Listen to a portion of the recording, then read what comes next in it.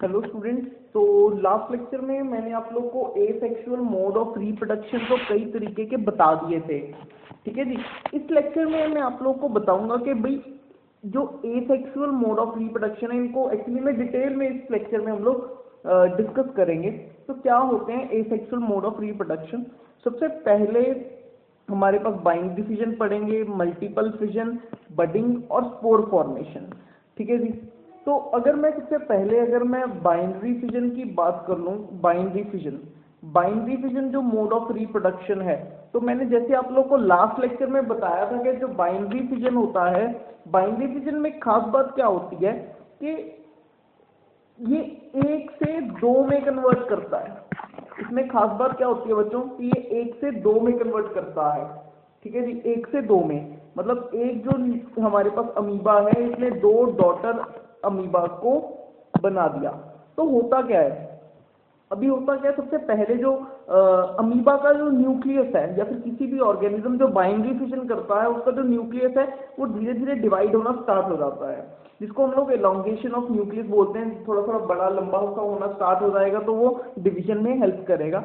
उसके बाद क्या हो जाता है कि जब न्यूक्लियस डेवलप हो जाता है तो धीरे धीरे न्यूक्लियस दो मतलब के समवट 2 पार्ट्स में डिवाइड कर जाता है। ये आप देख रहे हो इस फिगर में जो न्यूक्लियस ऑलमोस्ट 2 इक्वल पार्ट्स में डिवाइड कर गया। उसके बाद धीरे धीरे क्या होता है, जैसे जैसे न्यूक्लियस डिवाइड करता है साइटोप्लाज्म भी डिवाइड करना स्टार्ट कर देता है। अभी जब साइटोप्लाज्म 2 इक्वल पार्ट्स में डिवाइड कर जाता है, फिर 2 पार्ट्स में डिवाइड कर जाता है, जरूरी नहीं है कि इक्वल ही हो साइज में, क्योंकि अमीबा का साइज को नहीं हम लोग कुछ भी बोल सकते। तो जब ये 2 पार्ट्स में डिवाइड हो जाता है तो it is converted into 2 daughter nuclei. ये 2 डॉटर न्यूक्लियाई में कन्वर्ट हो जाता है। तो this is basically the binary fission. इसकी डेफिनेशन पे भी एक बार गौर कर लेते हैं हम लोग। द पेरेंट ऑर्गेनिज्म स्प्लिट और divide two form 2 new organisms, 2 new organisms. वही खास बात जो मैं आपको पहले बता रहा हूं कि 2 में ही कन्वर्ट होता है, 2 में कन्वर्ट होएगा। When amoeba cell has reached its maximum size of the growth, then the first nucleus of the amoeba lengthens and divides into the 2 parts. The splitting of the parent cell during the fission takes place in any plane. ये किसी भी plane में हो सकता है। Plane में होने का मतलब हो सकता है ये वर्टिकली इस तरीके से डिवाइड कर जाए, हो सकता है ये इस तरीके से, इस तरीके से, इस तरीके से, ये किसी भी तरीके से डिवीजन पॉसिबल है अमीबा के केस में। ठीक है जी। तो मतलब फिजन किसी भी केस में हो सकती है। अदरवाइज मैंने आप लोग को ये भी बताया था फिजन 2 टाइप्स की होती है, उसमें से एक टाइप कौन सी थी, बाइनरी फिजन थी। ठीक है जी। फिजन 2 टाइप्स की बताई थी, उसमें से पहली टाइप क्या है, बाइनरी फिजन। बाइनरी फिजन में खास बात क्या, 1 से 2 हो जाते हैं, ये 1 से 2 हो जाते हैं। That is the one thing that is important in binary fission, जो बाइनरी फिजन में इंपॉर्टेंट चीज है। तो बच्चों अब आता है हमारे पास मल्टीपल फिजन। तो मल्टीपल फिजन क्या चीज होती है। फिजन 2 तरीके की मैंने आप लोग को पहले भी बताया था, एक बाइनरी फिजन होती है, एक मल्टीपल फिजन होती है। जो बाइनरी फिजन होती है, बाइनरी फिजन 1 2 में डिवाइड कर जाता है। जो मल्टीपल फिजन होती है वो 1 से कई में डिवाइड करेगा। होता क्या है, अगर इसमें हम लोगों ने जो एग्जांपल ली है, this is the example of Plasmodium. जो ये स्ट्रक्चर है ये प्लाज्मोडियम का स्ट्रक्चर है बच्चों। यहाँ पे हम लोगों ने, मैंने आपको प्लाज्मोडियम लिख के भी बताया हुआ है, क्योंकि ये स्ट्रक्चर ही हमारे पास प्लाज्मोडियम का स्ट्रक्चर है। ठीक है जी। This structure is of plasmodium. तो प्लाज्मोडियम के केस में क्या होता है, अगर हम लोग बात करें, एक हमारे पास प्लाज्मोडियम है, सबसे पहले बिल्कुल वैसा ही होगा जैसे बाइनरी फिजन में था। उसमें न्यूक्लियस 1 में डिवाइड करता था, लेकिन इसमें कई न्यूक्लियस में डिवाइड कर जाएंगे, मतलब वो 1 से कई न्यूक्लियस हो जाएंगे। The nucleus of the parent cell undergoes the repeated divisions followed by the cytoplasm. The cytoplasm cleaves around each nucleus to form a number of the daughter cells individual inside the parent cell. मतलब जो होता है वो parent cell के inside होता है, nucleus बन गए हैं। न्यूक्लियस अलग अलग सेपरेट होने के बाद जो साइटोप्लाज्म है हर न्यूक्लियस के अराउंड एक क्लीवेज क्रिएट कर देता है। एक क्लीवेज क्रिएट करने का अर्थ क्या होता है बच्चों, कि मतलब हर साइटोप्लाज्म के अंदर एक अलग से एक डॉटर सेल तैयार हो जाता है। फिर अंत में क्या होता है, जो एक्सटीरियर सबसे बाहर वाली जो वॉल होती है ठीक है, जिसको हम लोग सेल वॉल अगर हम लोग कह सकते हैं। सेल वॉल क्या होता है, सेल वॉल रप्चर कर जाती है, फूट जाती है, मतलब कि सेल वॉल नहीं, sorry cell membrane, cell wall नहीं सेल मेम्ब्रेन, सेल वॉल तो सिर्फ प्लांट्स में प्रेजेंट होती है। सेल मेम्ब्रेन, सेल मेम्ब्रेन क्या होता है, वो टूट जाती है, मतलब कि बर्स्ट कर जाती है या टूट जाती है। टूट के जो भी हमारे पास साइटोप्लाज्म है जिसने उस न्यूक्लियस के अराउंड एक क्लीवेज तैयार की होती है, वो क्लीवेज के कारण एक नया इंडिविजुअल जिसके पास अपना एक न्यूक्लियस होता है, एक नया प्लाज्मोडियम डेवलप हो जाता है। तो this is the multiple fission. बात याद रखने वाली क्या है कि ये एक से कई होते हैं, ये एक से मल्टीपल होते हैं, ठीक है जी, वन फ्रॉम मल्टीपल, एक से मल्टीपल हो जाएंगे। यही बात इस साइटोप्लाज्म में याद रखने वाली, सॉरी इस मल्टीपल फिजन में याद रखने वाली है, ठीक है जी। मल्टीपल एक मतलब कि एक से मल्टीपल हो जाएंगे, इस कारण ये मल्टीपल फिजन है। और इसमें आप एग्जांपल क्या दे सकते हो, आप एग्जांपल बोल सकते हो प्लाज्मोडियम की। तो बच्चों हम लोगों ने फिजन कंप्लीट कर लिया है। अगर मैं फिजन की बात करूं, दो तरीके की हुई, एक हमारे पास बाइनरी फिजन थी और एक हमारे पास मल्टीपल फिजन थी। बाइनरी फिजन में एक से सिर्फ दो होते थे, मल्टीपल फिजन में हमारे पास एक से कई ऑर्गेनिज्म बन जाते थे। Process almost same. तो बच्चों नाउ इट कम्स बडिंग। तो बडिंग में क्या होता है, बहुत ही आसान सा प्रोसेस है बडिंग भी, कुछ खास नहीं है बडिंग में। बडिंग में क्या होता है, इसमें हमने जो एग्जांपल ली है, we took an example of hydra. हम लोगों ने हाइड्रा की एग्जांपल ली है, तो ये एक हाइड्रा का स्ट्रक्चर है। अब देख रहे हो यहाँ पे एक स्मॉल सा बड क्रिएट हुआ है, बहुत ही छोटा सा एक बड क्रिएट हुआ है। ये जो बड है, ये बड धीरे धीरे डेवलप कर गया, ये थोड़ा सा डेवलप कर गया, फिर ये थोड़ा सा और डेवलप कर गया। फिर जब ये पूरा एक हाइड्रा डेवलप हो जाता है, तो ये यहाँ से बेसिकली ये यहाँ से कुछ कट कर जाता है, डीटैच हो जाता है यहाँ से डीटैच होके एक नए हाइड्रा के तरीके से जमीन में ही वो ग्रो कर जाता है, एक नए हाइड्रा के तरीके से ही वो ग्रो कर जाएगा जमीन में। तो दिस इज बडिंग। की डेफिनेशन को भी एक बार देख लेते हैं। A small part of the body of the parent organisms grow out as a bud, which can detaches and become a new organism. These organisms use regenerating cells. First small outgrowth called bud is formed on the side of the body by the division of its cells. मतलब cell division के कारण बनता है। लेकिन ये point मैंने आपको बता दिया है, लेकिन आप याद रखो या ना याद रखो कोई फर्क नहीं पड़ता है। आपको सिर्फ इतना याद रखना है, एक बड डेवलप करा, वो धीरे धीरे डेवलप करा, फिर और डेवलप करा, अंत में क्या हो जाता है, जब वो एक पूरा ऑर्गेनिज्म में डेवलप कर जाता है तो वो डीटैच कर जाता है, तो वो डीटैच कर जाता है। जब वो डीटैच कर गया तो वो एक नए ऑर्गेनिज्म में डेवलप हो जाता है, ठीक है। रीजेनरेटिंग सेल्स आप बोल सकते हो, सेल डिवीजन भी इसमें होती है। सेल्स जब डिवाइड कर देते हैं ना, जो रीजेनरेटिंग सेल्स होते हैं वो डिवाइड करते रहते हैं कॉन्स्टेंटली। जब वो डिवाइड करेंगे तभी बेसिकली एक नया ऑर्गेनिज्म डेवलप करेगा। तो आगे बच्चों आ जाता है स्पोर फॉर्मेशन। अब इस स्पोर फॉर्मेशन की बात करूं तो स्पोर फॉर्मेशन क्या होता है, आपने कभी ब्रेड पे एक फंगस टाइप, मतलब के ब्रेड मॉड्यूल पे एक, जब हम लोग ब्रेड को ऐसे ओपन में छोड़ देते हैं, मॉइस्चर के कॉन्जिली ब्रेड को छोड़ देते हैं, 2-3 दिन बाद वो खराब हो जाती है, उसमें स्मेल आती है, फाउल स्मेल आती है, और उसमें कुछ हरा हरा सा ग्रीन से कलर का, मतलब एल्गे टाइप, मतलब जिसमें वाइट वाइट सा समथिंग ग्रीन से कलर का जम जाता है। तो वो क्या चीज होती है कि वो यही स्ट्रक्चर होता है बच्चों, वो यही स्ट्रक्चर होता है, ठीक है जी। तो अभी ये स्ट्रक्चर का काम क्या होता है, ठीक है जी। इस स्ट्रक्चर का काम क्या होता है, इस स्ट्रक्चर का ये भी asexual mode of reproduction he perform करता है, ठीक है जी। जो इसमें क्या होता है, इसका जो स्ट्रक्चर है, इसको एक्सप्लेन करता हूँ मैं आपको।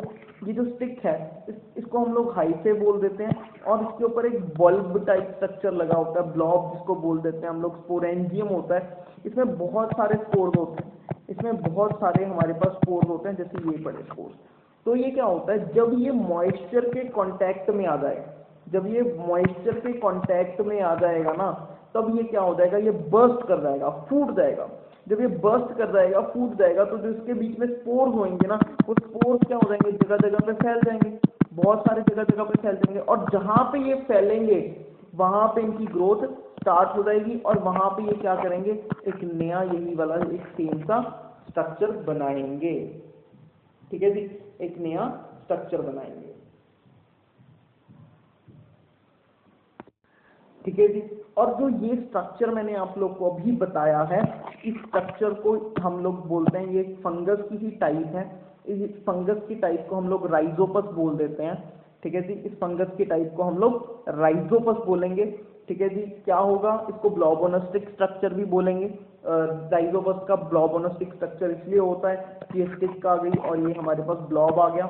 बात सीधी सीधी क्या है, इस ब्लॉब में क्या होते हैं, बहुत सारे स्पोर्स होते हैं, और क्या होता है जब ये मॉइस्चर के कांटेक्ट में आ जाएगा, और दोबारा बता रहा हूँ, तो मॉइस्चर के जब ये कांटेक्ट में आ जाएगा तो क्या होगा सर, मॉइस्चर के कांटेक्ट में आने के बाद ये बर्स्ट कर जाएगा, तो इसके जो स्पोर्स होंगे वो जगह जगह पे सर फैल जाएंगे, बहुत सारे स्पोर्स हो जाएंगे। तो जहाँ पे स्पोर गिरेगा वहाँ पे एक नया हाइफे, एक हाइफे और ऊपर में ब्लॉब्स बनाने स्टार्ट कर देगा। तो ये हमारे पास है स्पोर फॉर्मेशन, और इसमें जो स्पोर फॉर्मेशन है जनरली ब्रेड मॉड्यूल पे होता है। ब्रेड मॉड्यूल पे किस तरीके से होता है, तो बच्चों ये ब्रेड मॉड्यूल पे स्पोर फॉर्मेशन की एग्जांपल है। तो ये ब्रेड मॉड्यूल पे किस तरीके से स्पोर फॉर्मेशन हुई है, तो आप देख सकते हो जो ये ग्रीन से कलर का, ग्रीन वाइट से कलर का ये पार्ट है, इसको जूम करके दिखाया गया है। ये कुछ इसका स्ट्रक्चर है राइजोपस का, ये ब्लॉबोनस्टिक स्ट्रक्चर हैं। तो जब ये मॉइस्चर के कांटेक्ट में आएगा तो ये इस तरीके से फूट जाएगा। जो ये छोटे छोटे ब्लैक ब्लैक से आप देख रखे हो, ये सारे स्पोर्स फैल जाएंगे। जहाँ पे ये गिरेगा, यहाँ पे गिरा होएगा, यहाँ पे हो सकता है गिरा हो, यहाँ पे हो सकता है गिरा हो, यहाँ पे हो सकता है गिरा हो, है ना, यहाँ पे भी गिरा होएगा, यहाँ पे भी गिरा होएगा। जहाँ जहाँ पे ये गिरा उसने एक नया राइजोपस का एक स्ट्रक्चर बना दिया, ठीक है जी, उसका स्ट्रक्चर बता दिया। तो ये ब्रेड मॉड्यूल को मैग्नीफाई करके दिखाया गया है इसमें। तो बच्चों इसी के साथ ये 4 एसेक्सुअल मोड ऑफ रिप्रोडक्शन हम लोगों ने डिस्कस कर लिए हैं। फटाफट से दोबारा एक बार देख लेते हैं। बाइंडी फिजन 1 से 2 हो जाते हैं। सेल क्या करता है, अपने आप को पहले न्यूक्लियस डिवाइड करता है, फिर साइटोप्लाज्म डिवाइड करता है, फिर 1 से 2 हो जाते हैं। मल्टीपल फिजन में क्या होता है, प्लाज्मोडियम है, 1 से मल्टीपल हो जाते हैं। मल्टीपल होने का मतलब पहले न्यूक्लियस डिवाइड करता है, साइटोप्लाज्म क्लीवेज बनाता है, और उसके बाद जो आउटर वॉल होती है वो फूट जाती है और बीच में से नए ऑर्गेनिज्म निकल जाते हैं। बडिंग में क्या था, एक बड डेवलप करता है, एक बड डेवलप कर जाता है, सेल डिवीजन और रीजनरेटिंग सेल्स होते हैं इसमें। उसके अलावा बड ग्रो करता है, धीरे धीरे बड़ा हो जाता है और ग्रो करता है और ग्रो करता है। जब ये बड़ा हो जाता है तो डिटैच हो जाता है, डिटैच होके अर्थ में दोबारा ग्रो कर जाता है। स्पोर फॉर्मेशन की अगर मैं बात करूंगा, स्पोर फॉर्मेशन में क्या होता है, स्पोर फॉर्मेशन में हमारे पास क्या होता है, स्पोर, ये राइजोपस एक स्ट्रक्चर होता है। जब ये मॉइस्चर के कांटेक्ट में आ जाता है, मॉइस्चर के कांटेक्ट में ये सेक्सुअल रिप्रोडक्शन कैसे करेगा, मॉइस्चर के कांटेक्ट में आ गया तो ये क्या कर देता है, बर्स्ट कर जाता है। बर्स्ट करने के बाद 1 से मल्टीपल में कन्वर्ट हो जाता है, 1 से मल्टीपल में कन्वर्ट हो जाता है। लेकिन एक बात ध्यान रखने वाली है बच्चों, ये इस केस में हमारे पास 1 से 2 में ही कन्वर्ट होंगे, ठीक है जी। इस केस में 1 से कई में कन्वर्ट हो जाएंगे, मल्टीपल में कन्वर्ट हो जाएंगे, ठीक है जी। इस केस में हमारे पास सिर्फ से 1 से 2 में ही कन्वर्ट होते हैं। और इस केस में खास बात क्या है, जो हमारे पास ऑर्गेनिज्म पड़ा रहता है वो डाई नहीं करता। ये चीजें आपको ध्यान में रखनी है बच्चों। क्या आपको ध्यान में रखनी है, इस केस में जो हमारे पास पेरेंट है वो एग्जिस्ट नहीं करेगा जब उसकी रिप्रोडक्शन होगी। इस केस में भी पेरेंट एग्जिस्ट नहीं करेगा जब रिप्रोडक्शन होगी। इस केस में पेरेंट एग्जिस्ट करेगा जब रिप्रोडक्शन होगी। इस केस में भी पेरेंट एग्जिस्ट करेगा जब रिप्रोडक्शन होगी, क्योंकि इस केस में तो पेरेंट की बॉडी ही डिवाइड कर रही है बाइंडी फिजन और मल्टीपल फिजन में। तो इस बात का आप ध्यान रखना। तो आगे चलते हैं। आगे हमारे पास 2 और एसेक्सुअल मोड ऑफ रिप्रोडक्शन आते हैं, जिसमें से पहला जो मोड ऑफ रिप्रोडक्शन है दैट इज फ्रेगमेंटेशन। अभी अगर मैं फ्रेगमेंटेशन की बात करूं तो फ्रेगमेंटेशन में क्या होता है, the breaking up of the body into the simple multicellular organisms, the breaking up of the body into simple multicellular organism into 2 or more pieces. On maturing, each grow to form a complete new organism is called the fragmentation. तो उसमें जो example लेते हैं हम लोग, mainly example use करते हैं spirogyra की। स्पाइरोगायरा प्लांट है, ठीक है जी, फंगस का टाइप है, प्लांट है स्पाइरोगायरा। अभी स्पाइरोगायरा की अगर मैं बात करूंगा तो स्पाइरोगायरा में क्या होता है, कुछ इस टाइप का स्पाइरोगायरा का स्ट्रक्चर हो। थोड़ा जूम करके देखते हैं स्पाइरोगायरा का स्ट्रक्चर। तो ये स्पाइरोगायरा का स्ट्रक्चर है जिसमें ये सेंटर पार्ट में हमारे पास न्यूक्लियस होता है। जो ये हमारे पास ये स्ट्रक्चर है, जो स्पाइरल सा स्ट्रक्चर है ना, ऐसा ऐसा, तो ये स्पाइरल सा ऐसा ऐसा स्ट्रक्चर है, ये ऐसा ऐसा स्ट्रक्चर हमारे पास है क्लोरोप्लास्ट। इस ऐसे ऐसे स्ट्रक्चर को हम लोग बोलते हैं क्लोरोप्लास्ट। प्लांट है भाई, क्लोरोप्लास्ट तो हो गई क्योंकि इसको फोटोसिंथेसिस परफॉर्म करनी है। तो क्या होता है, ये इसमें बेसिकली दो पार्ट्स में इसमें डिवाइड कर गया, ये कट जाता है, बाई चांस ये कट जाता है। जब ये कट जाता है तो जो ये वाला पार्ट है ये अलग से सरवाइव कर सकता है, मतलब इसमें कुछ डेवलपमेंट नहीं होती, अलग से कुछ नहीं होता। जो ये एक बार कट गया, फ्रेगमेंटेशन है, ये फ्रेगमेंट्स में कट जाता है। ये कट के जो एक अभी क्या हुआ, अभी जैसे ये कट गया, ये पार्ट कट गया, तो ये पार्ट अलग से एक नया ऑर्गेनिज्म की तरह से सरवाइव कर सकेगा। ठीक है, तो अभी ये पार्ट हो सकता है कट जाए, ये भी अलग से एक नए ऑर्गेनिज्म की तरीके से सरवाइव कर सकेगा, ये वाला पार्ट। तो मतलब इसमें क्या है, जब एक ऑर्गेनिज्म जब ये मेच्योर हो जाता है, स्पेसिफिकली एक बात याद रखें, जब ये मेच्योर हो जाता है तो डिफरेंट डिफरेंट सेगमेंट्स में डिवाइड हो जाता है, कट जाता है फ्रेगमेंट्स में, और इसकी हर फ्रेगमेंट एक नए ऑर्गेनिज्म में डेवलप करती है, एक नई ऑर्गेनिज्म की तरीके से जिंदगी जी सकती है, डेवलप कर सकती है। तो बच्चों ये अगला जो प्रोसेस है, अगला प्रोसेस हमारे पास है रीजेनरेशन का प्रोसेस। अभी जो ये रीजेनरेशन का प्रोसेस है, ये प्रोसेस क्या कहता है, अभी रीजेनरेशन का जो प्रोसेस है, the process of getting back a full organism from its body part is called the regeneration. अगर इसको हम लोग जूम करके देखते हैं तो क्या चीज आती है, एक बार वो समझते हैं पहले रीजेनरेशन होता क्या।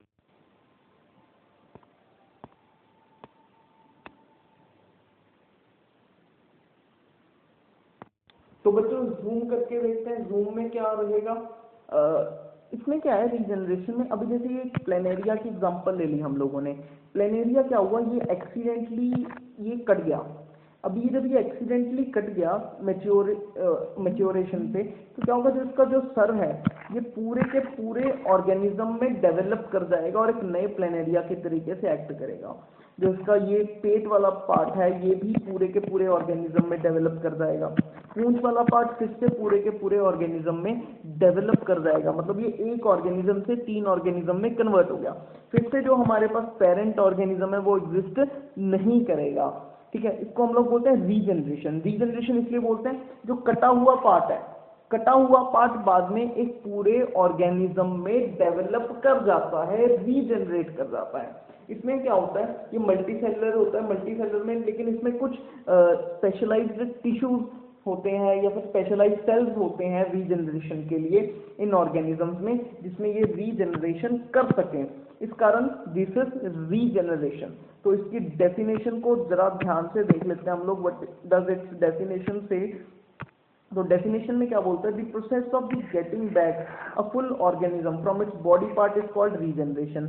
Regeneration is carried out by the specialised cells, जो कि मैंने आपको बताया। This mode can be used to produce only those organisms which has relatively simple body design. मैं आपको वही बात बोलूंगा जिनका रिलेटिवली सिंपल बॉडी डिजाइन और organisation consisting of the only 2 cells और टिश्यू। सिंपल बॉडी डिजाइन से मेरा क्या मतलब है सर, अभी आप अगर मैं आपको बोलूं आप अपना हाथ काट लो, क्या आप हाथ काट के आपका रीग्रो कर जाएगा? नहीं, क्योंकि जो ह्यूमन बीइंग है उसका जो बॉडी डिजाइन है वो बहुत ही ज्यादा कॉम्प्लेक्स बॉडी डिजाइन है, जिसकी वजह से वो रीजनरेशन नहीं कर सकता। मतलब रीजनरेशन उन्हीं चीजों में, उन्हीं में होगा जो जिनके अंदर कुछ स्पेशलाइज्ड सेल्स या फिर टिश्यूज होंगे और उनका बॉडी डिजाइन बहुत सिंपल होगा। इसमें यही पॉइंट एक मेन है कि जिसका बॉडी डिजाइन सिंपल होगा, बाकी क्या है जो बॉडी के डिफरेंट डिफरेंट पीसीज हैं, डिफरेंट पार्ट्स हैं, उससे पूरा का पूरा ऑर्गेनिज्म डेवलप कर सकता है। इसमें एक और एग्जांपल दूंगा, अगर आप ध्यान से, अगर आपने कभी देखा होगा कई बार, तो छिपकली की पूंछ जो लिजर्ड होती है, लिजर्ड की जब पूंछ कई बार एक्सीडेंटली कट जाती है तो वो छिपकली फिर भी सरवाइव कर सकती है, सरवाइव करती है, राइट। और कई बार हो सकता है कि उसकी जो बाकी की पूंछ है वो रीग्रो कर जाती हो, कई केसेस में रीग्रो भी कर जाती है, और जो उसकी पूंछ होती है वो कुछ समय तक वो भी मरती नहीं है और वो भी हिल रही होती है अलग से। अगर आपने कभी नोटिस करा हो तो वो भी, उसमें भी कुछ स्पेशल तरीके के स्पेशलाइज्ड टिश्यू होंगे जिसमें ऐसा केस पॉसिबल है। तो दिस इज रीजनरेशन।